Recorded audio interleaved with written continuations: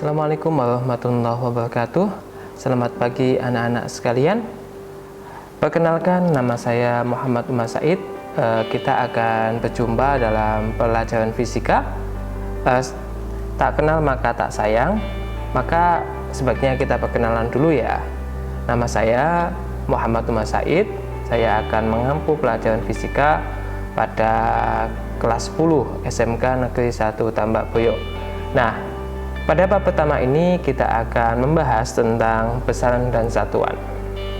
Apa besaran dan satuan dan bagaimana detailnya, mari kita simak pada video pembelajaran kali ini.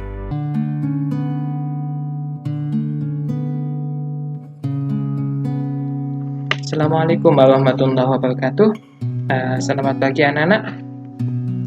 Pada kesempatan ini kita akan belajar tentang besaran dan satuan. Nah, apa itu besaran dan satuan?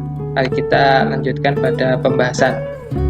Nah, jadi KD-nya adalah memahami konsep besaran pokok, besaran turunan, satuan dalam pengukuran, serta menyaji hasil pengukuran besaran fisis menggunakan alat ukur dan teknik yang tepat.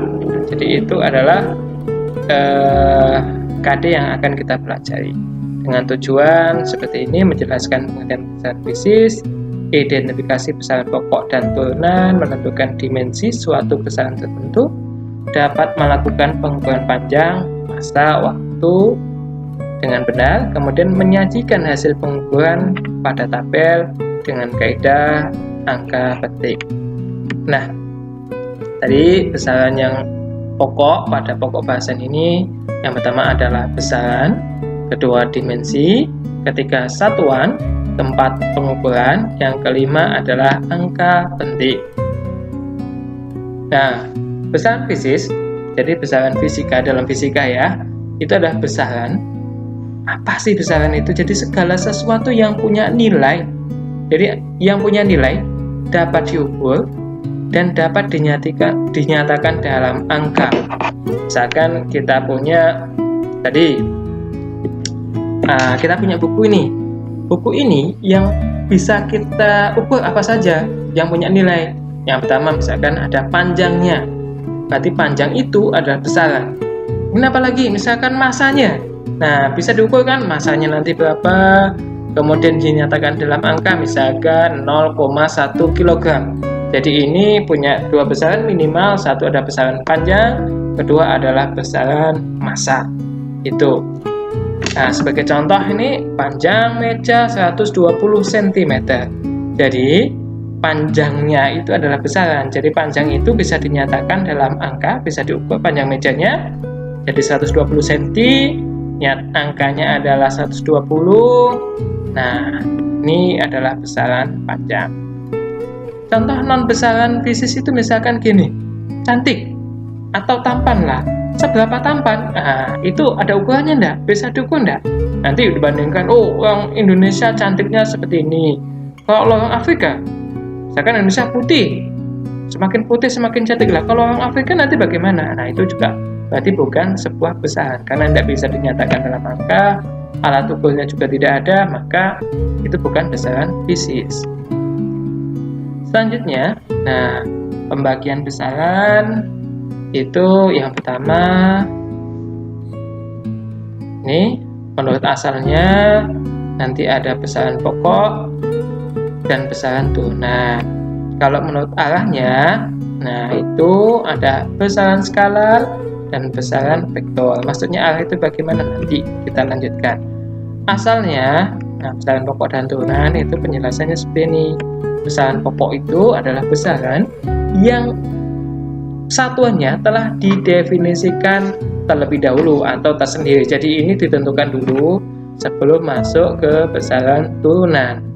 Nah, contohnya ini ada 7 besaran pokok. Nah, jadi besaran pokoknya itu cuma 7. Jadi mulai dari massa, panjang, waktu, suhu, kuat arus listrik, jumlah zat, intensitas cahaya. Nah, punya simbol masing-masing, punya satuan masing-masing. Nah, biar mudah, maka biasanya kita ada singkatan ini. Atau biasanya disebut dengan jembatan keledai. Apa? Nah, massa paling indah waktuku jumpa Susi. Nah, yang mungkin mantannya Susi, ya ini pasti mesem-mesem ini. Masa berarti adalah masa. Masa bukan masa waktu ya. Masa ini adalah kalau bahasa kita berat. Nah, masa paling indah berarti panjang. In berarti adalah intensitas cahaya. Waktu ya waktu. Ku ini adalah apa? Ku, kuat arus listrik. Jumpa, jumlah zat. Susi adalah suhu. Jadi ingat-ingatnya mudah ya anak-anak. Masa paling indah waktu ku jumpa Susi. Nah, ini yang mantannya Susi senyum-senyum ini. Nah, kemudian dari besaran pokok itu diturunkanlah ke besaran turunan. Jadi besaran turunan itu adalah besaran yang diturunkan dari satu atau lebih besaran pokok. Contohnya luas. Luas itu simbolnya A ya, satuannya meter persegi. Nah, luas itu diturunkan dari dua besaran pokok panjang. Jadi kalau kita mengukur luas tadi, misalkan saya punya buku tadi, luasnya adalah panjang kali lebar. Jadi ada panjang dan lebar. Panjangnya besaran pokok panjang, lebar juga besaran pokok panjang. Jadi diturunkan dari dua besaran pokok panjang. Kemudian ada volume, massa, jenis. Nah, yang paling gampang lah misalkan kecepatan. Kecepatan itu diturunkan dari besaran pokok. Jadi kalau misalkan kecepatan itu apa sih? Ada yang tahu enggak ya? Oh iya, kecepatan itu adalah jarak yang ditempuh dibagi dengan waktu tempuh. Jadi misalkan jarak rumah kalian ke sekolah itu 5 km. Waktunya 10 menit.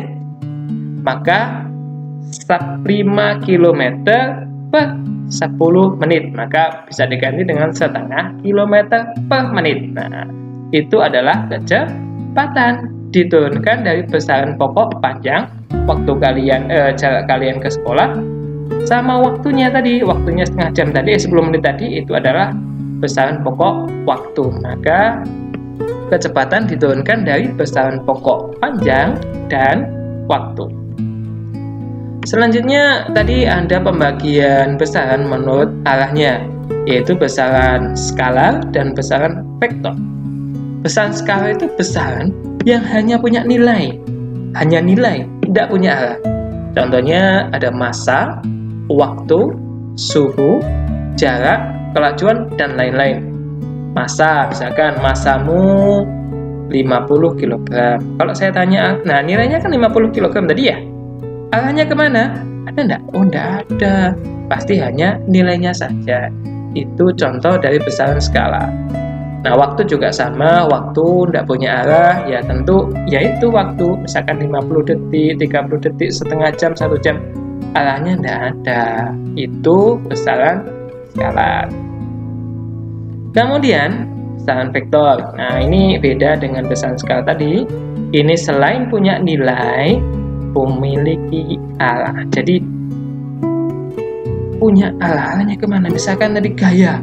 Tahu gaya ya? Waktu SMP dulu udah dijelaskan bahwa gaya itu adalah tarikan atau dorongan. Tarikannya kemana?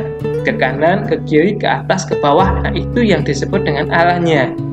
Beda arah, hasilnya beda. Itu tadi. Nah, berarti besaran vektor adalah besaran yang memiliki nilai dan arah.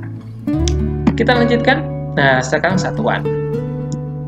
Satuan itu sangat penting di dalam pengukuran ataupun di dalam konsep besaran.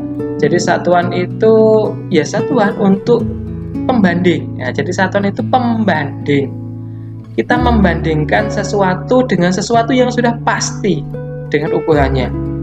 Nah, misalkan tadi kalau kita punya buku panjangnya berapa, kita bandingkan dengan satuan yang ada di penggaris yang sudah kita sepakati, misalkan dalam sentimeter. 1 senti itu sudah satu kesepakatan, misalkan seginilah ya, memang sudah jelas ya. Nah, itu adalah satuan. Satuan lain misalkan kilogram. Nah, itu kita bandingkan massa tubuh kita dengan satuan 1 kilo. Nah, timbel, misalkan timbelnya itu ada berapa timbel kalau kita bandingkan massa tubuh kita dengan timbel itu. Nah, itu berarti adalah satuan massa. Nah, yang barang tentu kita tidak boleh misalkan massamu berapa sentimeter, ya tidak boleh ya. Itu berarti salah. Salah, satuan harus disamakan dengan besarannya. Kalau satuan massa ya kilogram dan seterusnya, misalkan ton, ons dan sebagainya. Kalau panjang ya kilometer, meter dan seterusnya. Waktu juga sama, detik, sekon dan sebagainya. Tidak boleh misalkan tadi massa saya 50 cm. Bingung nanti orangnya. Itu adalah satuan. Nah, satuan ada dua, satuan baku dan satuan tidak baku. Nah, satuan baku itu adalah satuan yang di mana-mana sama. Orang Indonesia mengukur misalkan panjang buku ini menggunakan penggaris. Nah, ini mendapatkan angka 19 cm. Diukur nanti oleh orang Amerika misalkan, nah itu juga tetap 19 cm.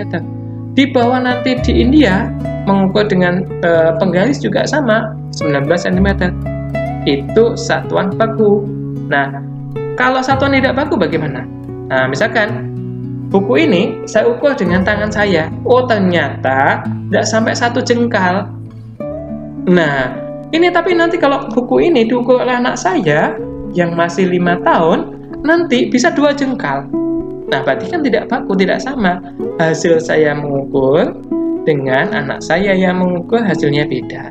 Atau kamu yang mengukur nanti hasilnya juga beda. Itu satuan tidak baku. Nah, kalau misalkan satuan tidak baku ini kita gunakan di dalam memesan, misalkan saya memesan meja 5 jengkal. Pak, saya pesan meja panjangnya 5 jengkal, tingginya 3 jengkal, lebarnya 4 jengkal, misalkan seperti itu ya. Ternyata jengkal bapaknya itu lebih pendek. Apa yang terjadi? Mejanya jadi lebih kecil. Saya komplain. Bapaknya nggak terima.